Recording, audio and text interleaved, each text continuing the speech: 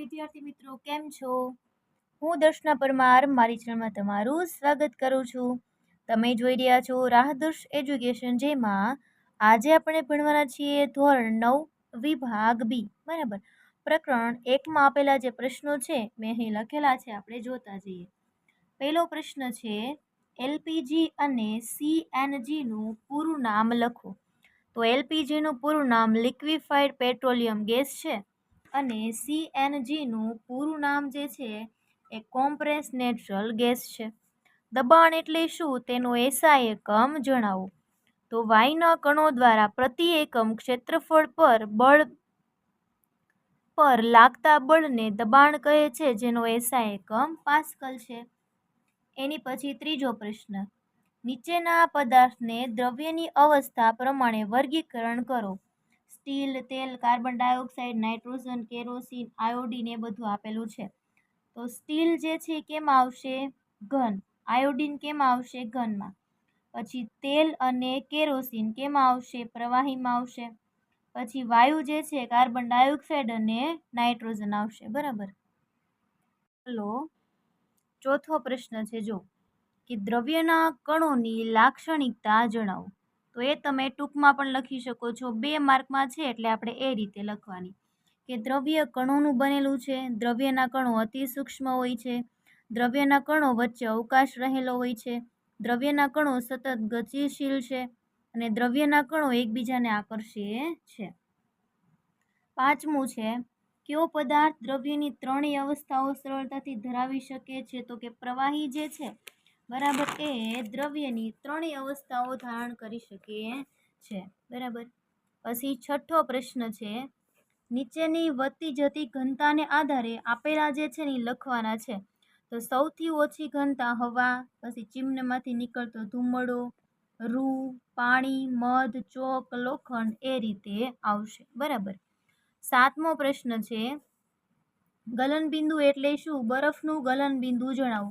અરે ગલનબિંદુ જે છે ને પ્રવાહીમાંથી જે તાપમાને ઈ જે પદાર્થ છે એનું પ્રવાહીમાં રૂપાંતરણ થાય એને આપણે ગલનબિંદુ કહીએ છીએ. આપણે સાદી ભાષામાં લખવું હોય તો તમે એમ લખી શકો, જે લઘુત્તમ તાપમાને વાતાવરણીય દબાણ હેઠળ ઘન પદાર્થ પીગળીને કેમાં રૂપાંતરિત પામે છે? પ્રવાહી અવસ્થામાં રૂપાંતરિત થાય છે. તે તાપમાને તે ઘન પદાર્થનું ગલનબિંદુ કહે છે. અને ખાસ યાદ રાખજો મિત્રો, આ જે છે આઈએમપી છે, ઘણી વખત પૂછાય છે કે બરફનું ગલનબિંદુ 273.15 કેલ્વિન છે. નીચે દર્શાવેલ તાપમાનને અંશ સેલ્સિયસમાં ફેરવો. જો 300 કેલ્વિન છે એને આપણે ફેરવવું હોય ને તો 273 એમાંથી બાદ કરવા પડે. તો કેટલો જવાબ આવશે? 27 સેલ્સિયસ. 543 કેલ્વિન મોટો એકમ છે, જ્યારે સેલ્સિયસ નાનો એકમ છે. બરાબર. 573 માંથી 273 બાદ કરો એટલે જવાબ આવશે 300 સેલ્સિયસ. સેલ્સિયસમાંથી કેલ્વિનમાં જવું હોય શું કરવું પડે? એડ કરવા પડે. તો 25માં 273 નાખો, કેટલા થાય? 298.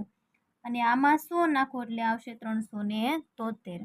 બાષ્પીભવન થવાથી શા માટે ઠંડક ફેલાય છે? તમને ખબર છે આપણા ઘરે જે ઉનાળામાં માટલું રાખવામાં આવે છે એમાં પણ બાષ્પીભવનની જ ક્રિયા થાય છે, જેના કારણે શું થાય છે, એમાં પાણી જે છે એ ઠંડુ રહે છે. તમને ખબર છે કે ફ્રીજનું પાણી કરતાં માટલાનું પાણી પીવું ખૂબ જ સારું છે. બરાબર, સેહતમંદ છે. ખુલ્લા પાત્રમાં રહેલા પ્રવાહીમાં દરેક તાપમાને સતત બાષ્પીભવન થતું રહે છે. બાષ્પીભવન દરમિયાન ઉર્જાને પુનઃ પ્રાપ્ત કરવા માટે પ્રવાહીના કણો પોતાની આસપાસની ઉર્જાનું અવશોષણ કરે છે, જેને લીધે આસપાસમાં ઠંડક ફેલાય છે. 11મો પ્રશ્ન છે, જો હમણાં મેં વાત કરી એ જ પ્રશ્ન એવો કે ઉનાળામાં માટલાનું પાણી શા માટે ઠંડુ હોય છે? તો લખો કે માટલાની સપાટી પરથી પાણીનું સતત બાષ્પીભવન થતું રહે છે. શું થાય છે? સતત બાષ્પીભવન થતું રહે છે, એટલા માટે ઉનાળામાં માટલાનું પાણી ઠંડુ રહે છે. આ પણ પ્રશ્ન જે છે એ આઈએમપી છે. બરાબર. પછી 12મો પ્રશ્ન છે, કપમાં રહેલ ગરમ ચા અથવા દૂધની તુલનામાં રકાબીમાં કાઢી આપણે ચા અથવા દૂધ ઝડપથી પી શકીએ છીએ. શા માટે? તમને ખબર છે, રકાબીમાં કાઢીએ ને તો ક્ષેત્રફળ કેવું થાય? વધી જાય કપ કરતા. તો કે હા, તો એના માટે તો કે એનું જગ્યા વધારે થઈ ને, તો બાષ્પીભવન ઝડપથી થાય છે, એટલા માટે એવું થાય છે. તો જો લખીએ, સપાટીનું ક્ષેત્રફળ અથવા વિસ્તાર વધતા બાષ્પીભવનનો દર કેવો થાય? વધે છે. હવે તમે ભણ્યા હોય કે બાષ્પીભવનને અસર કરતા કારણો, તો તમને એમાંનો એક પહેલો છે કે જેમ સપાટીનું ક્ષેત્રફળ વધે એમ બાષ્પીભવનનો દર કેવો થાય છે? વધે છે. એટલે સપાટીનું ક્ષેત્રફળ અથવા વિસ્તાર વધતા બાષ્પીભવનનો દર વધે છે. આમ કપ કરતા રકાબીની સપાટીનું ક્ષેત્રફળ વધુ હોવાથી તેમાં રાખેલા ચા અથવા દૂધ ઝડપથી ઠંડા થાય છે. તેથી આપણે ચા કે દૂધ ઝડપથી પી શકીએ છીએ. બરાબર, આ તેનું કારણ છે. બરાબર, એની પછી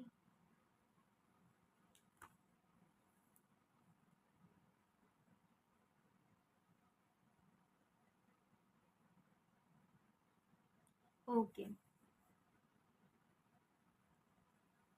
હવે જો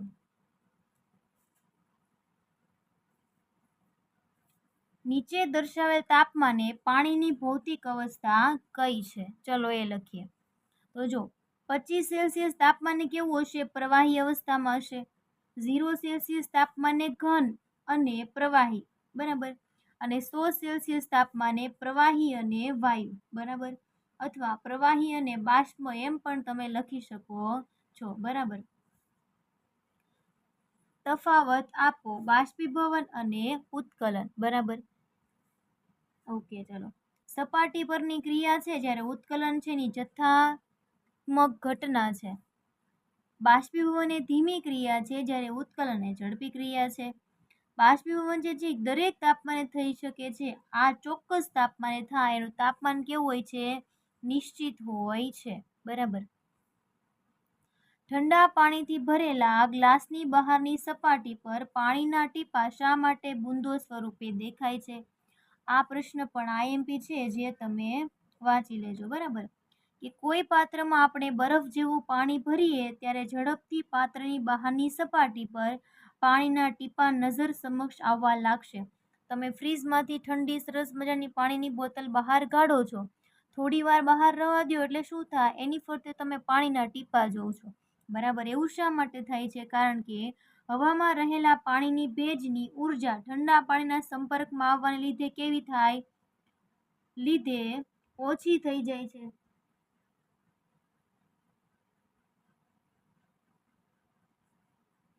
અને પ્રવાહી અવસ્થામાં ફેરવાઈ જાય છે. જો શું કહીએ છીએ? કારણ કે હવામાં રહેલ પાણીની બાષ્પની ઉર્જા ઠંડા પાણીના સંપર્કમાં આવવાને લીધે કેવી થાય? ઓછી થઈ જાય છે અને પ્રવાહી અવસ્થામાં ફેરવાઈ જાય છે, જે આપણને પાણીના બૂંદો સ્વરૂપે દેખાય છે.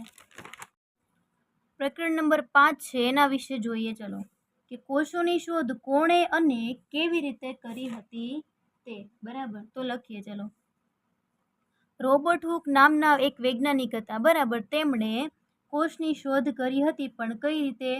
તો કે એ વૈજ્ઞાનિકે પ્રાથમિક સૂક્ષ્મદર્શક યંત્રમાં વૃક્ષની છાલમાંથી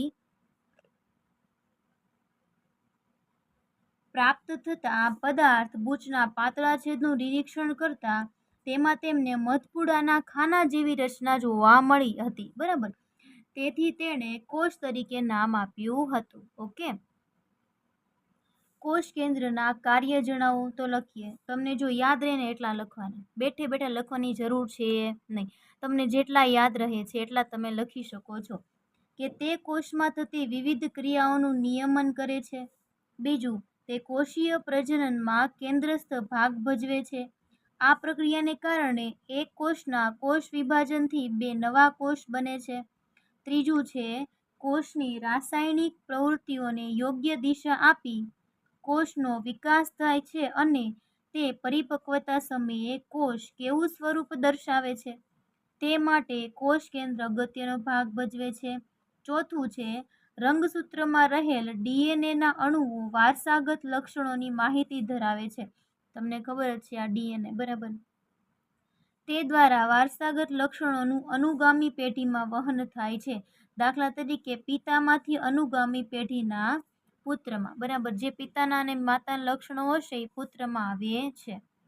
કોષ શા માટે પાયાનું બંધારણીય આયોજન ધરાવે છે? આ આયોજન કોષોની શામાં મદદરૂપ થાય છે? તો લખીએ ચલો. એમાં ટાઈમ ઓછો છે એટલે હું આ રીતે સમજાવી દઉં છું, બરાબર, પણ તમને જવાબો અહીંયા મળી જશે.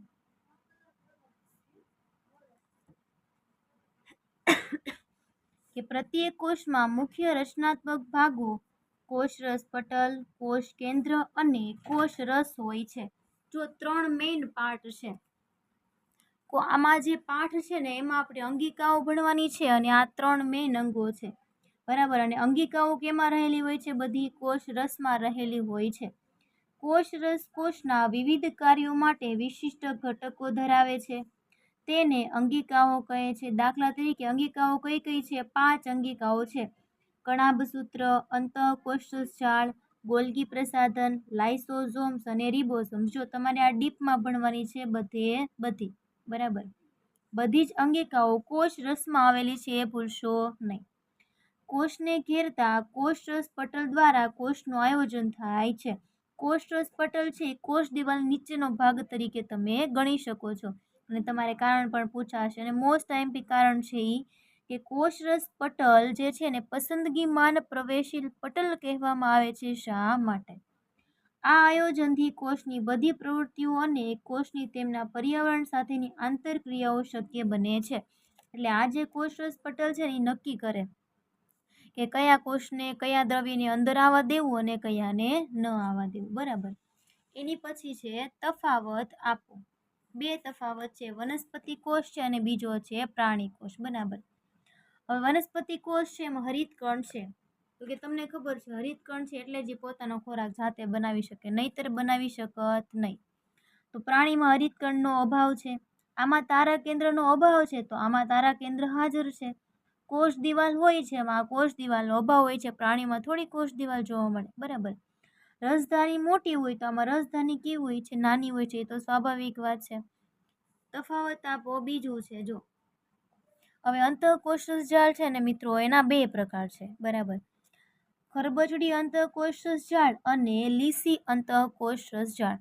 આને છે ને રફ એન્ડોપ્લાઝમિક રેટિક્યુલસ એટલે કે RER તરીકે પણ ઓળખવામાં આવે છે. અને સ્મૂથ એન્ડોપ્લાઝમિક રેટિક્યુલસ એટલે કે SER તરીકે પણ ઓળખવામાં આવે છે. ER એટલે શું? એન્ડોપ્લાઝમિક રેટિક્યુલસ એટલે થાય અંતઃકોષરસ જાળ.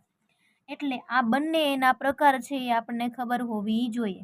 જો ખરબચડી છે શા માટે? કેમ કે એમાં રિબોઝોમ્સ આવેલા છે એટલા માટે. આ લીસી છે કારણ કે એમાં રિબોઝોમ્સ આવેલા નથી. આનું કાર્ય શું છે? ખાસ યાદ રાખજો, 1 માર્કમાં પણ પૂછાય. તે પ્રોટીન અણુઓનું સંશ્લેષણમાં મદદ કરે છે. તે ચરબી અણુઓનું સંશ્લેષણમાં મદદ કરે છે. જો નો યાદ રહે તો એસ ઉપરથી એટલે મીન્સ કે એવી રીતે આમ યાદ રાખી લેજો. SER એટલે ચરબી, RER એટલે પ્રોટીન, એમ યાદ રાખી લેજો એટલે ખબર તરત આવડી જશે. 6થો પ્રશ્ન છે, જો હમણાં મેં વાત કરી હતી જ એવું, આ મોસ્ટ આઈએમપી પ્રશ્ન છે.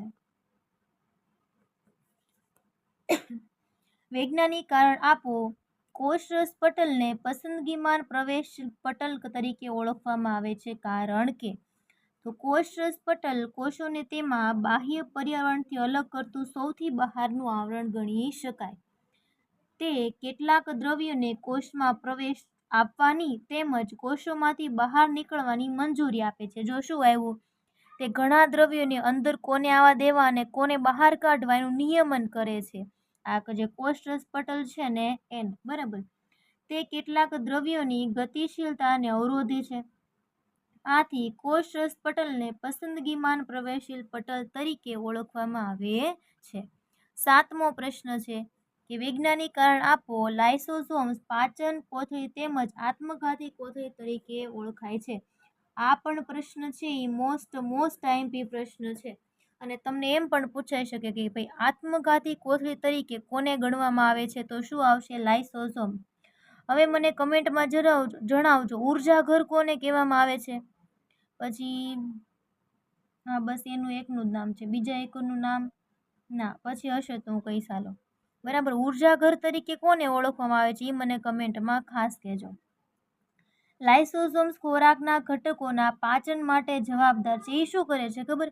પોતાના ઘટકોનું પાચન કરી નાખે, કેમ કે જે ખરાબ થઈ ગયેલા કોષો હોય એની કાંઈ જરૂર હોય નહીં, બરાબર.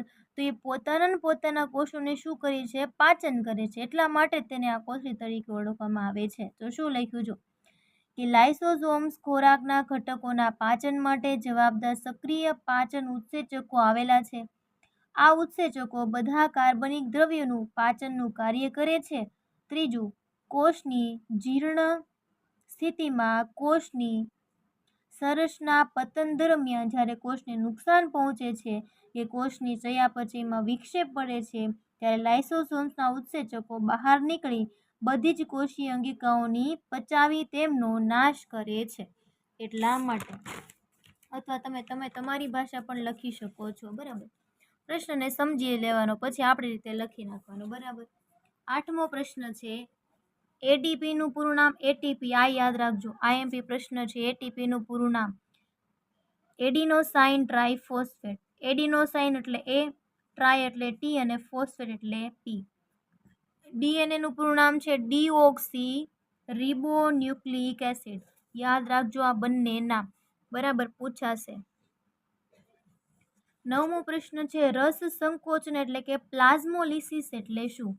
કે જ્યારે જીવંત કોષોને હાઇપરટોનિક દ્રાવણમાં, હવે મને કહેજો હાઇપરટોનિક દ્રાવણ એટલે શું? તમે ભણ્યા હશો કે દ્રાવણોના 3 પ્રકાર છે, એમાંનું આ એક છે હાઇપરટોનિક દ્રાવણ, બરાબર. દ્રાવણમાં મૂકવામાં આવે ત્યારે કોષ આસુતિ દ્વારા પાણી ગુમાવે છે. આથી કોષના તત્વો સંકોચાઈને કોષ દિવાલથી દૂર જાય છે. આ ઘટનાને રસ સંકોચન કહે છે. 10મો પ્રશ્ન છે, આ પ્રશ્ન મોસ્ટ આઈએમપી, કેમ કે વૈજ્ઞાનિકો પૂછાય છે ઘણી વખત. પરકિન્જે શું કર્યું છે? આ વૈજ્ઞાનિકે કોષમાં રહેલા જીવંત પ્રવાહી દ્રવ્યને જીવરસ નામ આપ્યું. અને વિર્શોવે શું કર્યું છે? આધુનિક કોષવાદ રજૂ કર્યા અને સમજાવ્યું કે પૂર્વ અસ્તિત્વ ધરાવતા કોષોમાંથી નવા કોષોનું સર્જન થાય છે. તો જો પહેલો પ્રશ્ન છે, અંતર અને સ્થાનાંતરની વ્યાખ્યા આપી પ્રત્યેકનો એસઆઈ એકમ જણાવો. તો જો અંતર અને સ્થાનાંતરની પહેલા વ્યાખ્યા આપી દઈએ અને પછી એનો એસઆઈ એકમ, બરાબર. જો અંતર કોને કહેવાય? આપેલા સમયગાળામાં ગતિ કરતા પદાર્થે કાપેલા ગતિપથની કુલ લંબાઈને અંતર કહે છે. કે જેનો એસઆઈ એકમ, અંતર જે છે એનો એસઆઈ એકમ આપણને બધાને ખબર છે, કયો છે? એમ છે, બરાબર. સ્થાનાંતર જે છે એના માટે લખીએ, ચલો. આપેલ સમયગાળામાં ચોક્કસ દિશામાં પદાર્થના સ્થાનમાં થતા ફેરફારને સ્થાનાંતર તરીકે ઓળખવામાં આવે છે. કે જેનો એસઆઈ એકમ પણ શું છે? સ્થાનાંતરનો એસઆઈ એકમ પણ મીટર જ છે, બરાબર. ચલો, પ્રશ્ન નંબર 2 શું આપ્યો છે? કે કોઈ પદાર્થ દ્વારા અમુક અંતર કપાયેલ છે, શું તેનું સ્થાનાંતર શૂન્ય હોઈ શકે? જો હા, તો આપણા ઉત્તરને ઉદાહરણ દ્વારા સમજાવો. તો જોઈએ, ચલો. કે હા, પદાર્થનું સ્થાનાંતર જે છે એ શૂન્ય હોઈ શકે છે.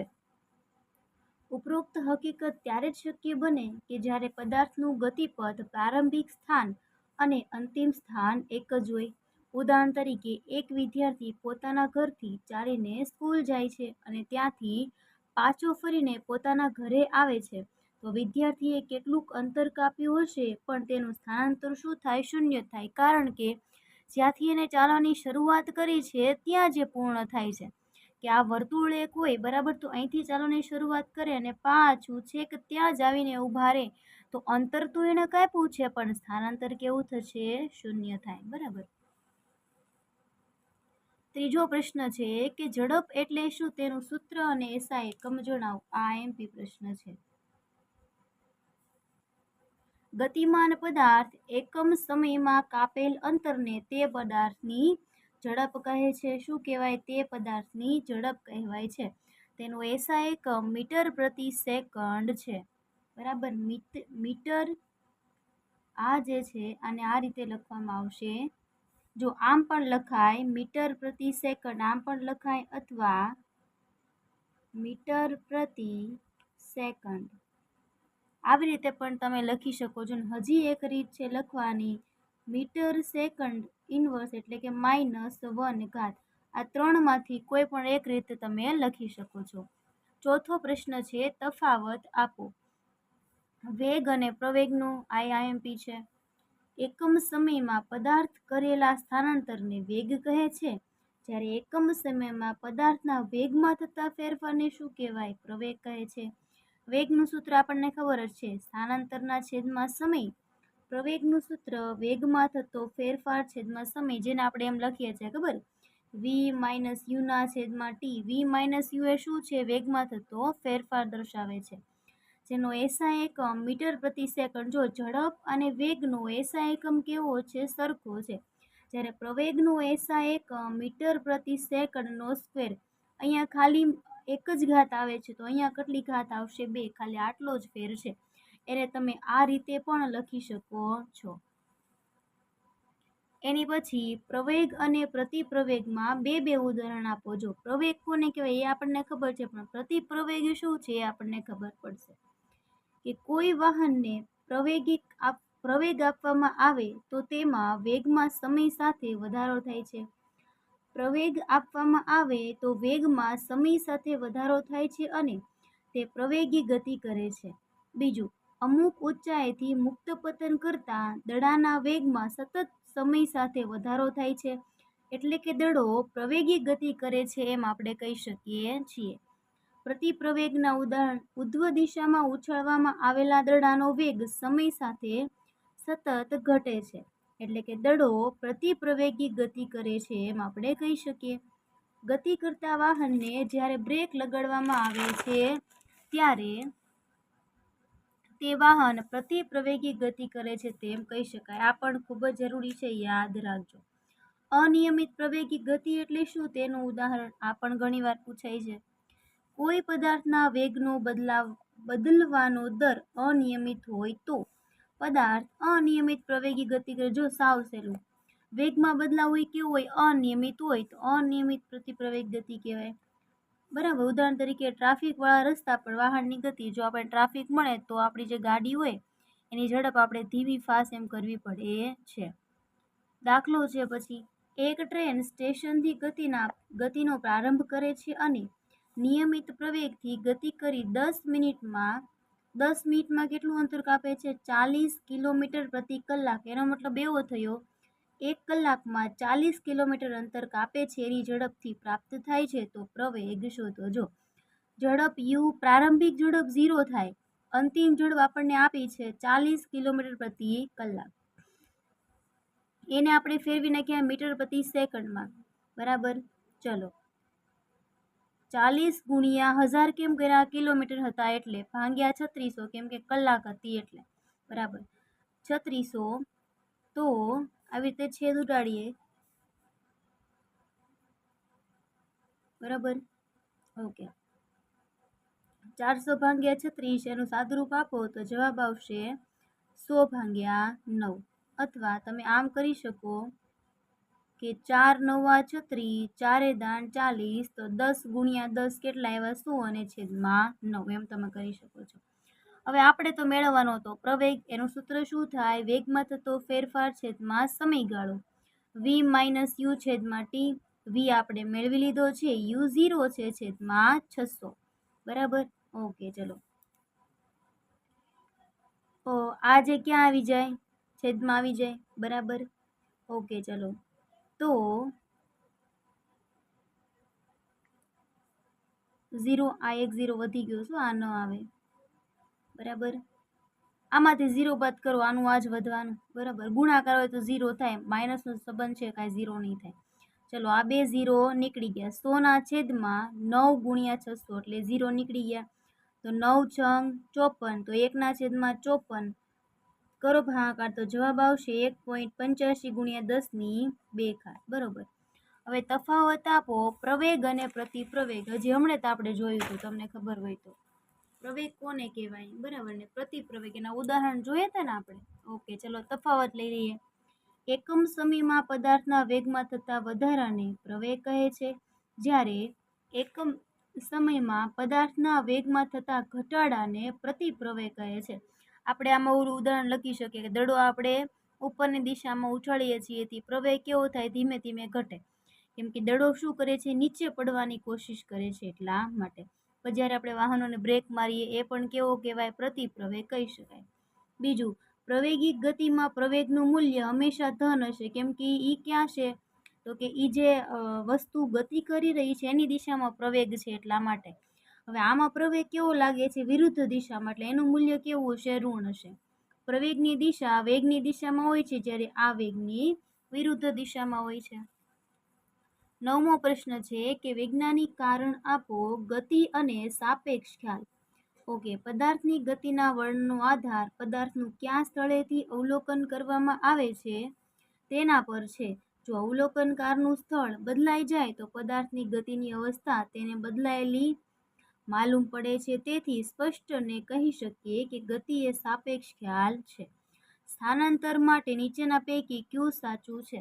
બરાબર, તો વિધાન કેવું છે? આપણને બે વિધાનો આપ્યા છે. તે શૂન્ય હોઈ શકે છે એ વિધાન કેવું છે? ખોટું છે. પ્રકરણ નંબર 8ના પ્રશ્નો જોઈ લઈએ. વેગમાનની વ્યાખ્યા અને તેનો એસઆઈ એકમ. વેગમાનની વ્યાખ્યા સાવ સહેલું, એનું સૂત્ર શું છે? દળ ભાગ્યા કદ. તો એના ઉપરથી જ તમે લખી શકો છો પદાર્થના દળ અને વેગ, અથવા તમે આ લખી શકો છો કદ ના ગુણનફળને વેગમાન કહે છે, જેનો એસઆઈ એકમ કિલોગ્રામ મીટર પ્રતિ સેકન્ડ છે. બરાબર. પદાર્થ પર થતી બળની અસર શાના પર આધાર રાખે છે? આ એમપી પ્રશ્ન છે. પદાર્થ પર લાગતા બળોનું મૂલ્ય પર, પદાર્થ પર આ બળ કેટલા સમય સુધી લાગે છે એના પર, અને તેના પર બળની દિશા પર આધાર રાખે છે. પછી કરાટેનો ખેલાડી કઈ રીતે એક જ ઝટકામાં બરફની પાટને તોડી નાખે છે? એવું કેમ થાય? તમે એવું જોયું છે ખબર? એક જ ઝટકામાં બરફની પાટ અથવા જે કંઈ પણ હોય ઈંટ મૂકી હોય તો એ તૂટી જાય. એવું શા માટે થાય? તો કે એ જોઈએ. જો કરાટેનો ખેલાડી ખૂબ જ મોટા વેગથી ખૂબ ઓછા સમયમાં બરફની પાટ પર શું કરે? ઝટકો મારે છે. તમે ઓછો સમય આપો ને વધારે બળ આપો ને તો એ વસ્તુ કેવી થાય? તૂટી શકે છે. પણ જેમ વધારે સમય લેશે એમ વધારે તમારે બળ લગાડવું પડશે, જેના લીધે બરફની પાટ પર મોટા મૂલ્યનું બળ એટલે કે એફ લાગે છે અને બરફની પાટ તૂટી જાય છે. ચોથો પ્રશ્ન છે વૈજ્ઞાનિક કારણ આપો. કેળાની છાલ પર પગ પડે ત્યારે કેમ લસરી જવાય છે? કારણ કે ઘર્ષણ બળ કેવું થાય? ઘટી જાય. બરાબર. પગ અને જમીન વચ્ચેનું ઘર્ષણ બળ જો ઘટે તો આપણે શું કરીએ છીએ? સરકી જઈએ છીએ. આપણે જે ચપ્પલ પહેરીએ છીએ, શૂઝ પહેરીએ છીએ, એની ઉપર શું ડિઝાઇન હોય છે તળિયે, એ શું દર્શાવે છે? તો ઘર્ષણ બળ જમીન સાથે લાગે એટલા માટે દોરવામાં આવે છે. જેમ ચપ્પલ ઘસાય એમ શું થાય? તો કે સરકી જવાની સંભાવના વધે. પગ અને જમીન વચ્ચેના ઘર્ષણ બળને કારણે આપણે ચાલી શકીએ છીએ. કેળાની છાલ પર પગ પડતા જ પગ અને જમીન વચ્ચે કેળાની છાલ આવે છે, જેથી લીસી હોવાથી ઘર્ષણ બળ ઘટી જાય છે અને આપણે પડી જઈએ છીએ. એની પછી 5મો દાખલો છે ઈ જો. 500 ગ્રામ દળની હથોડીને 20 મીટર પ્રતિ સેકન્ડ જેટલો વેગ આપીને, તો વેગ આપ્યો છે આપણને, એક ખીલી પર ઠોકવામાં આવે છે. આ ખીલી હથોડીને 0.1 સેકન્ડમાં સ્થિર કરી નાખે છે. તો ખીલી વડે હથોડી પર લાગતું બળ શોધો. તો જો આપણને જે વસ્તુ આપી છે ને એ બધી મેં અહીંયા લખી છે. બરાબર. આપણને શું ગોતવાનું છે? બળ એફ મેળવવાનું છે, જેનું સૂત્ર ma છે. બરાબર. તો એ આપણે મેળવવાનું છે, કેમ કે એ આપણી પાસે નથી. એ એટલે શું છે? વેગમાં થતો ફેરફાર છેદમાં સમય. કિંમતો મૂકીએ, જવાબ આવશે -5000. બરાબર. બળનું સૂત્ર ma, m ગુણ્યા a એટલે જવાબ આવ્યો -2500 ન્યૂટન. ઋણ જે છે એ શું દર્શાવે છે? ઋણ નિશાની દર્શાવે છે કે આ બળ ગતિની વિરુદ્ધ દિશામાં લાગે છે એ. બરોબર. 12મો પાઠ છે, એના પ્રશ્નો છે એ જોઈ લો. થોડું ઝડપથી લઉં છું કેમ કે સમય ઓછો છે મારી પાસે એટલે. બરાબર. એટલે તમને સંપૂર્ણ સોલ્યુશન મળી રહે એટલા માટે. પહેલો પ્રશ્ન છે કે જૈવિક અને અજૈવિક પરિબળો કેવી રીતે પાક ઉત્પાદનને નુકસાન પહોંચાડે છે? તો લખો. જૈવિક પરિબળો રોગો, કીટકો, કૃમિઓ વગેરે અને અજૈવિક પરિબળો ગરમી, ઠંડી, હિમપાત, વધુ પડતું પાણી, ક્ષારતા, અનાવૃષ્ટિ વગેરે દ્વારા બીજને અંકુરણ ક્ષમતામાં ઘટાડો થાય છે. પાકના વજનમાંય ઘટાડો થાય. પાકના વજનમાં ઘટાડો થતાં વિઘટન દાણાના કદમાં પણ ઘટાડો થાય. છોડ સુકાઈ જવા વગેરે થવાથી પાક ઉત્પાદન નુકસાન પહોંચે છે, જે આપણે જાણીએ છીએ. બરાબર. આપણા દેશમાં કૃષિમાં સિંચાઈ શા માટે મહત્વતા ધરાવે છે તે જણાવો. લખીએ. ભારતમાં મોટાભાગની કૃષિ વરસાદ પર આધારિત છે, કે ભાઈ વરસાદ આવે તો આપણે વાવણી કરીએ એવું આપણે હોય છે. બરાબર. તો મોટાભાગના વિસ્તારોમાં સમયસર વર્ષા ઋતુ આવવા પર અને વૃદ્ધિ સમયગાળા પૂરતો વરસાદ થવા પર પાકનું ઉત્પાદન આધારિત હોય છે, કે ભાઈ વરસાદ સારો થશે ને ટાઈમે થશે તો સારો પાક થાય. આથી ઓછો વરસાદ થવાથી પાક ઉત્પાદન ઘટી જાય છે. વરસાદની અનિયમિતતા, અનાવૃષ્ટિ, શુષ્કતા સ્થિતિમાં તેમજ પાકની નિયત વૃદ્ધિ સમયગાળામાં યોગ્ય સમયે સિંચાઈ કરવાથી સંભવિત પાક ઉત્પાદનમાં વધારો થાય છે. જ્યારે પાકને પાણીની જરૂર હોય ત્યારે એને જો આપીએ તો શું થાય? પાકમાં વધારો થાય. ઉદાહરણ તરીકે ઘઉં, ચણા, વટાણા, રાઈ, અળસી જેવા શિયાળાની ઋતુમાં ઉગાડાતા રવિ પાકના પૂરતા ઉત્પાદન માટે સિંચાઈ ખૂબ જ જરૂરી છે. શિયાળામાં કંઈ વરસાદ હોતો નથી તોય આપણે પાક લઈએ જ કે નહીં સરસ મજાનો.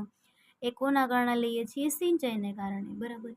ત્રીજો પ્રશ્ન છે આંતર પાક ઉછેર પદ્ધતિ. આ IMP છે, ભાઈ કરી નાખજો. એક જ ખેતરમાં ચોક્કસ તરાહથી 2 અથવા 1 થી વધારે પાકને એકસાથે ઉગાડવાની પદ્ધતિને આંતરપાક પદ્ધતિ કહેવાય. આ ખેતી જો ખેડૂત કરે ને તો એનો મતલબ શું ખબર? એક પાક જો સારો નહીં થાય તો બીજો તો સારો થશે, તે નુકસાન થવાની સંભાવના કેવી થાય? હાવ ઘટી જાય. કેટલીક હરોળમાં એક પ્રકારનો પાક અને તેની એકાંતરે આવેલી બીજી હરોળમાં બીજો પાક ઉગાડવામાં આવે છે. ઉદાહરણ તરીકે શાકભાજીનું વાવેતર કરતા હોય આ રીતે થાય. બરાબર. ઉદાહરણ તરીકે પેલું સોયાબીન છે, મકાઈ અને બીજું બાજરી અને ચોખા. આ ઉછેર પદ્ધતિમાં પાકની પસંદગી એ પ્રકારે કરવામાં આવે છે કે તેમના પોષણ દ્રવ્યોની આવશ્યકતાઓ ભિન્ન હોય, એટલે કે અલગ અલગ હોય. બરાબર. તેની પોષક દ્રવ્યોનો મહત્વ ઉપયોગ થાય અને પોષક દ્રવ્યો વચ્ચે કોઈ સ્પર્ધા ન થાય અને પાક પણ સારો મળે. બરાબર. પછી એના લાભ આપ્યા છે જો, કે બંને પાકનું ઉત્પાદન સારું મેળવી શકાય. એક પ્રકારના પાકના તમામ છોડમાં જીવાત અથવા રોગોનો ફેલાવો અટકાવી શકાય એટલા માટે. ચોથો પ્રશ્ન છે પશુધન ઉછેરના હેતુ જણાવી. ભારતની પશુધનની મુખ્ય જાતિઓના નામ. તો પશુધન ઉછેર શા માટે કરીએ છીએ? દૂધ ઉત્પાદન થાય, આપણે આર્થિક સ્થિતિ એનાથી સારી બને. પછી ખેડૂત, સિંચાઈ અને ભાર વહન જેવા ખેતી સંલગ્ન શ્રમ કાર્યો માટે આપણે કરીએ છીએ. પછી ભારતીય પશુધન ગાય, ભેંસ, તેમાં તમે પાલતુ પ્રાણીઓ લખી શકો છો. બરાબર. ખેડૂતો માટે પશુપાલન પદ્ધતિઓ કેવી રીતે લાભદાયક છે એ જો. પેલું, પાલતી પ્રાણીઓથી સંતતિઓની સુધારેલી જાતો મેળવી શકાય. દૂધ, ઈંડા, માંસ, માછલી, મધનું ઉત્પાદન વધારે મેળવવા માટે.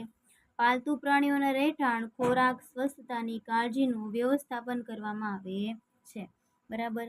પશુપાલન હોય તો આપણે કોઈ પણ ખેતીના જે કામ હોય, બરાબર, એ આસાનીથી થઈ શકે છે. આમાં તમે તમારી રીતે લખી શકો છો. ઓકે. તો આ પ્રશ્નને આપણે અહીંયા પૂરા કરીએ છીએ. કાંઈ પણ ડાઉટ્સ હોય તમે કમેન્ટ કરી શકો છો. Thank you.